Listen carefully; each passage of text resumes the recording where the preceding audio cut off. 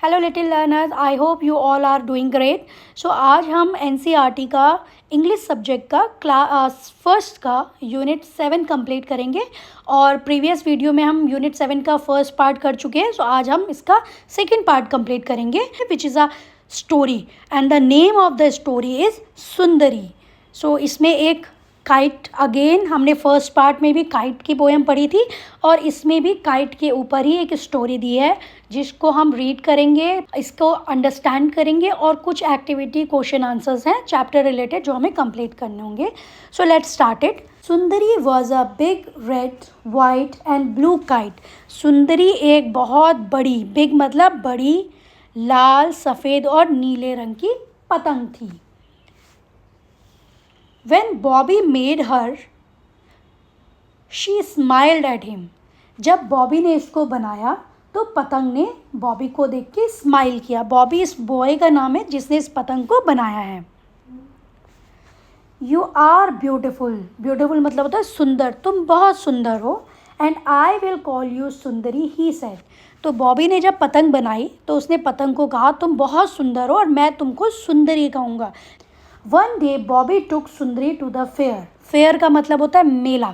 एक दिन बॉबी सुंदरी को अपनी पतंग को लेकर मेले में गया।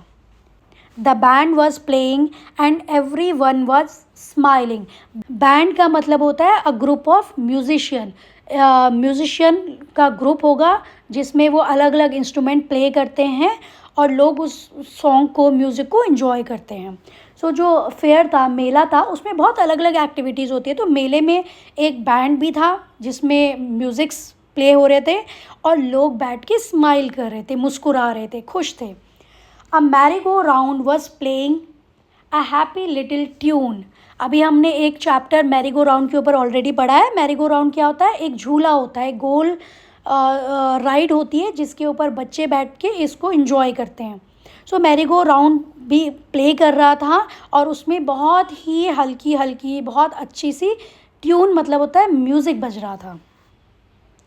It was carrying lots of boys and girls round and round on its wooden animal. So जैसे हमें पता है मैरी गो राउंड जो होता है उसमें बेस में एक गोल प्लेटफॉर्म होता है और उसके ऊपर एनिमल्स लगे होते हैं। सो उन एनिमल्स के ऊपर आप बैठते हैं और वो मैरी गो राउंड गोल गोल घूमता है और बच्चे उस राइड को एंजॉय करते हैं। तो यहाँ पे भी सेम चीज़ बताई है कि मैरी गो राउंड के ऊपर वुडन एनिमल्स बने हैं जिनमें बहुत सारे बॉयज़ और गर्ल्स बैठे हैं। मैरी गो राउंड गोल गोल घूम रहा है, सारे बच्चे उसको एंजॉय कर रहे हैं और उसमें एक म्यूज़िक भी प्ले हो रहा है। Bobby look for an open space where he could run and fly his kite. अब बॉबी एक खुली जगह देख रहा है, ओपन स्पेस मतलब खुली जगह देख रहा है जहाँ पे वो अपनी पतंग को उड़ा सकता है। क्योंकि फेयर जो होगा, मेला जो लगा है, उसमें तो बहुत क्राउड होता है, अलग अलग जगहों पे अलग अलग एक्टिविटीज़ हो रही है। सो वहाँ पे पतंग उड़ाना पॉसिबल नहीं है, इसलिए वो थोड़ा मेले से बाहर आके वो एक ओपन स्पेस ढूंढने की कोशिश करता है। सुंदरी लुक टू, सुंदरी भी देखती है। Out in the grass ran Bobby holding up his kite as high as could. अब वो बाहर आता है, उसको ग्रास में आता है बॉबी और अपनी पतंग को ऊपर पकड़ के, जितना ऊपर वो पकड़ सकता था, पकड़ के वो भागता है।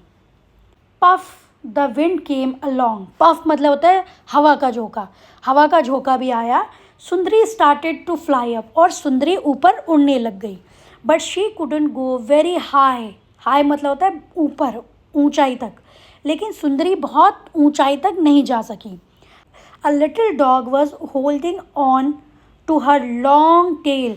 क्योंकि एक छोटे से डॉग ने सुंदरी की टेल को अपने मुंह में पकड़ लिया था। ये आपको पिक्चर में दिखाई दे रहा होगा। यहाँ पे जो काइट है, काइट की टेल है, उस टेल को एक छोटे से डॉग ने अपने मुंह में पकड़ लिया है, जिसकी वजह से जो पतंग है, सुंदरी है, वो बहुत ऊपर आसमान में नहीं उड़ पा रही है। It was in his mouth. तो जो टेल थी, सुंदरी की जो टेल थी, वो डॉग के मुंह में थी। Bobby shoo the dog away. Shoo मतलब भगाना। तो बॉबी ने डॉग को भगाया। We will try again, Bobby said. Bobby कहता है कि हम फिर से कोशिश करेंगे। This time Sundari leap up in the sky. Leap मतलब होता है एक छलांग मारना। इस बार सुंदरी ने हवा में एक लंबी छलांग मारी, उछाल मारी। शी टग्ड हार्ड, टग मतलब होता है कसी हुई थी, वो बहुत ज़ोर की कसी हुई थी, मतलब उसको बॉबी ने पकड़ा हुआ था. Oh, how she wanted Bobby to let her go of her string. So वो चाहती थी कि बॉबी उसका जो स्ट्रिंग है उसको, इसका जो धागा है उसको थोड़ा ढीला कर दे और उसको स्काई में जाने दे. She gave a big tug, Bobby had to let her go. अब सुंदरी ने एक ज़ोर से खींचा, खुद को उसने बहुत ज़ोर से खींचा और बॉबी को उसको जाने देना पड़ा. आपको यहाँ पे दिख रहा होगा, यहाँ पे पतंग का जो स्ट्रिंग है, जो डोरी है, वो टूट गई है और टूट के पतंग जो है वो हवा में उड़ गई है. सो उसी चीज़ को एक्सप्लेन किया गया है कि सुंदरी ने एक ज़ोर से खींचा खुद को और जिसकी वजह से धागा टूट गया और बॉबी को उसको जाने देना पड़ा. वी क्राइड सुंदरी, सुंदरी जोर से चिल्लाई, बहुत खुश हुई. We now I can fly as high as I please. तो वो कहती है कि अब मैं जितना ऊपर जाना चाहती हूँ, जितना ऊपर उड़ना चाहती हूँ, मैं उड़ सकती हूँ, क्योंकि अब उसकी जो स्ट्रिंग है वो टूट चुकी है, तो उसको कंट्रोल करने के लिए कोई नहीं है. एंड अवे शी वेंट, और वो दूर चली जाती है. She flu up up up in the sky, और वो हवा में ऊपर ऊपर ऊपर उड़ जाती है. सो ये कहानी थी सुंदरी के ऊपर, एक पतंग के ऊपर. New words, band. बैंड जो होता है म्यूजिशियन का ग्रुप होता है, जो लोग इंस्ट्रूमेंट्स प्ले करते हैं एक साथ मिलके, उनको हम बैंड कहते हैं. डिज़ी, डिज़ी का मतलब होता है चक्कर आना. स्माइल, मुस्कुराना. स्ट्रिंग, डोरी.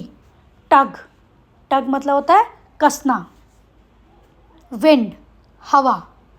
I feel digi on a merry go round, मुझे मैरी गो राउंड में चक्कर आते हैं. The band was playing a tune, band एक धुन बजा रहा था. ट्यून मतलब एक धुन बजा रहा था, म्यूज़िक बजा रहा था. Next activity, reading is fun. Who made Sundari, Sundari को किसने बनाया था? बॉबी मेड सुंदरी, बॉबी ने सुंदरी को बनाया था. Why did Bobby call his kite सुंदरी, बॉबी अपनी पतंग को सुंदरी क्यों कहता है? Bobby called his kite Sundari because it was beautiful, क्योंकि जो पतंग थी वो बहुत सुंदर थी. Did Sundari fly very high at first, क्या सुंदरी पहली बार में बहुत ऊपर उड़ी थी? No, Sundari didn't fly very high at first, क्योंकि फर्स्ट टाइम में क्या हुआ था, सुंदरी की टेल को एक छोटे से डॉग ने पकड़ लिया था, जिसकी वजह से काइट फ्लाई हाई नहीं कर पाई थी. What made Sundari really happy, Sundari को किस चीज़ से बहुत खुशी हुई? She was happy to fly high in the sky as high as she wanted, वो खुले आसमान में घूमना चाहती थी, उड़ना चाहती थी. Let's talk. Do you like to fly kites, ये आपको खुद बताना है, क्या आपको पतंग उड़ाना पसंद है? Who help you to fly kites, जब आप पतंग उड़ाते हो तो आपकी हेल्प कौन करता है? आपके फ्रेंड्स हो सकते हैं, आपके पेरेंट्स हो सकते हैं, आपके सिबलिंग्स हो सकते हैं. Let's share. Tick the object you need to fly a kite, जब आप एक पतंग उड़ाते हो तो पतंग उड़ाने के लिए आपको क्या क्या ऑब्जेक्ट, क्या सामान चाहिए होता है? कलर द काइट, और काइट को कलर करना है. सो आपको ये, जैसे स्टिक है, आपको पतंग उड़ाने के लिए स्टिक चाहिए होती है. नो. रोलर, रोलर चाहिए होता है, ये इसी के ऊपर धागा लगा होता है. ग्लू, हमें ग्लू की ज़रूरत होती है. नो, हमें ग्लू की ज़रूरत नहीं होती है. Pair of scissors, no. Basket, no. Paper, no. Ball, no. इनकी ज़रूरत हमें नहीं चाहिए होती है पतंग को उड़ाने के लिए. एंड यहाँ पे एक काइट दी है, इसको आपको कलर करना है. Name the object in your own language, ये जो ऑब्जेक्ट्स दिए हैं यहाँ पे, इनके नाम आपको अपनी मदर टंग में, आपके लैंग्वेज में आपको बताने होंगे. Next, trace over the dotted line, यहाँ पे कुछ लाइंस दी हैं. Sleeping line, standing line, zigzags, slanting lines, इनको आपको ट्रेस करना होगा और कंप्लीट करना है.